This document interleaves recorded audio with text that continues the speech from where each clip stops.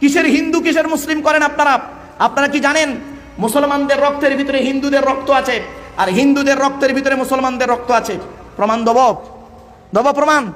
আচ্ছা একটু দাঁড়ান, ভিডিওটি ভালো লাগলে একটা শেয়ার করে যাবেন। হয় আচ্ছা, ব্লাড যখন নেওয়া হয় তখন বলা হয় নাকি এই ও হিন্দু ও রক্ত আলাদা কর, ও মুসলিম ও রক্ত আলাদা কর, বলে নাকি? আরে ব্লাডের মধ্যে কাস্টের কোনো ডিভাইডেড থাকে না, ব্লাডের মধ্যে কালারের কোনো ডিভাইডেড থাকে না, ব্লাডের মধ্যে জেন্ডারের কোনো ডিভাইডেড থাকে না, ব্লাডের মধ্যে গ্রুপের ডিভাইডেড করা হয়। ব্লাডের চারটে গ্রুপ, কটা চারটে গ্রুপ, এ বি আর ও, প্রত্যেকটার মাইনাস প্লাস।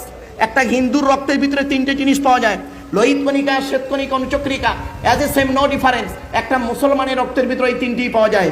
কিসের হিন্দু কিসের মুসলিম মারামারি করেন? এই হিন্দু, তুমি মন্দিরে গিয়ে যাকে ভগবান বা ঈশ্বর